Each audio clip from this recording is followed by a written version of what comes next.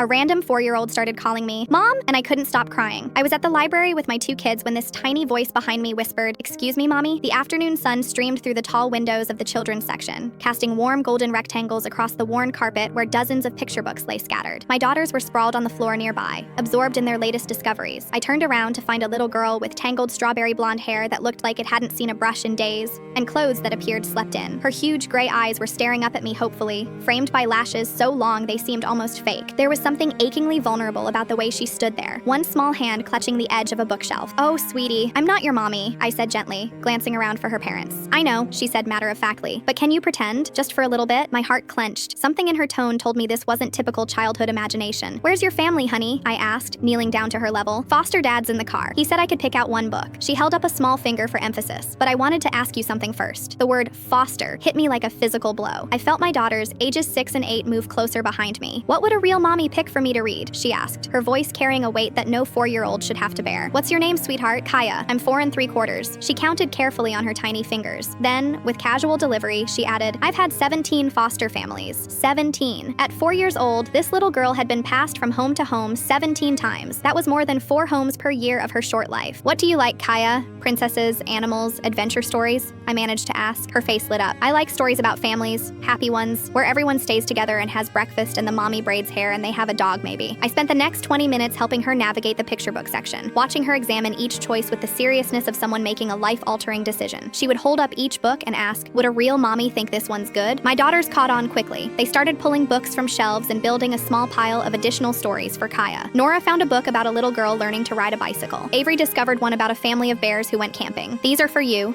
Nora announced shyly. "We already read them, so they need someone new to love them." Kaya's eyes went wide. "All of these? For me to keep?" Then came the question that shattered me completely. "Mommy, do you think someone will adopt me before I turn 5? This tiny girl was aging out of that sweet spot of adoption preference, and somehow she was already aware of it. "My caseworker says older kids are harder to place," Kaya continued conversationally. "But I'm still little, right? I still count as a little kid?" Before I could respond, a man appeared at the end of the aisle, mid-40s, wearing a wrinkled polo shirt, looking tired and overwhelmed. "Kaya, time to go." "This is my pretend mommy," Kaya announced proudly. "She helped me pick the very best books." The foster father's face flushed slightly, and he looked at me apologetically. "She does this sometimes. I'm sorry." "No need to apologize," I managed. "She's wonderful." As they walked away, Kaya turned back one more time, her tangled hair catching the afternoon light. "Thank you for being my mommy today," she called out. I broke down right there between the picture books, great heaving sobs that I couldn't control, crying for a 4-year-old who just wanted someone to choose her forever.